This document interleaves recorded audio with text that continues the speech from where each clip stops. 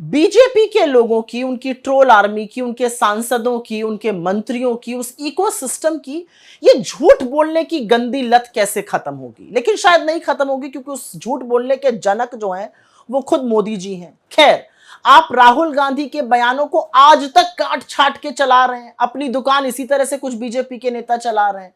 ये कब समझ में आएगा आपको कि राहुल गांधी के खिलाफ झूठ परोसने से, उनके खिलाफ नाहक आरोप लगाने से जनता नहीं खुश हो रही है, जनता आपके साथ नहीं है, क्योंकि जनता और लोग इस देश के समझते हैं कि इस देश का जननायक कौन है और कौन उनके साथ मुश्किल के वक्त में हर मोड़ पर खड़ा हुआ है।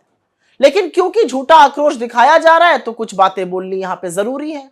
राहुल गांधी जी अमेरिका के दौरे पर हैं, वहां पर उन्होंने सबको समान अधिकार देने की एक बात कही। उन्होंने कहा कि हिंदुस्तान में सबको, हर धर्म, हर वर्ग, हर जाति के व्यक्ति को समान अधिकार होने चाहिए। और उसी क्रम में उन्होंने बहुत सारी बातें बोली। बीजेपी ने उसका एक वाक्य निकाला और उसको सिखों से जोड़ दिया।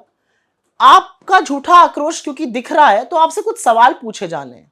कहां था यह आक्रोश जब बीजेपी के सांसद और इनके मंत्री पंजाब से आए हुए किसानों को, हरियाणा से आए हुए किसानों को, इस देश के तमाम किसानों को आतंकी, खालिस्तानी, मवाली, गुंडे कहते थे?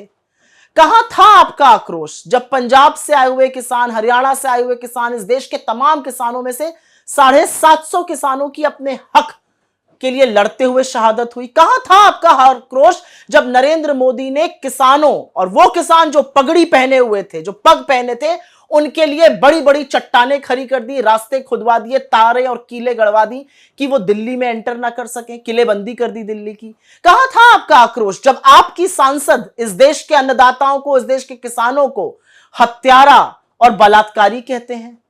असलियत यह है कि राहुल गांधी इस देश को आईना दिखा रहे हैं, क्योंकि आज इस देश के हालात कुछ ऐसे हैं कि ट्रेन में बैठे हुए एक व्यक्ति पर हमला इसलिए किया जाता है क्योंकि वो एक वर्ग, एक धर्म से आता है, उसके साथ उसको थप्पड़ मारे जाते हैं, उसके साथ बदतमीजी की जाती है, वो बुजुर्ग है क्योंकि वो मुसलमान है। शक के घेरे में एक आदमी की पीट पीट कर हरियाणा में हत्या कर दी गई क्योंकि शक था कि वो मुसलमान है और वो कुछ मीट कैरी कर रहा था। असलियत तो यह है कि हरियाणा में आर्यन मिश्रा जैसे युवा की पीछे पड़ के, गाड़ी का पीछा करके हत्या की गई, और हत्यारे को यह मलाल नहीं है कि उसने 17 साल के युवा की हत्या कर दी, उसको यह मलाल है कि उसने उसको मुसलमान समझा, और आक्रोश भी तब हुआ क्योंकि वो हिंदू था। यह इस देश के हालात आपने कर दिए हैं। लेकिन एक सवाल पूछना चाहती हूं, पंजाब जाने से खौफ क्यों है? ये वही प्रधानमंत्री है ना जिन्होंने पंजाब की अस्मिता पर सवाल उठा दिया था, पंजाब में अपने खिलाफ असुरक्षा पर सवाल उठा दिया था। क्या पंजाबीज आपको सुरक्षित नहीं रख सकते थे? क्या पंजाब आपको सुरक्षित नहीं रख सकता था?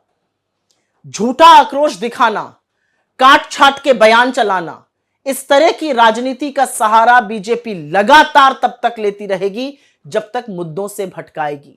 लेकिन आपके सामने विपक्ष खड़ा है, इंडिया अलायंस खड़ा है, कांग्रेस पार्टी खड़ी है, राहुल गांधी खड़े हैं, और मुद्दों से हम आपको भटकने नहीं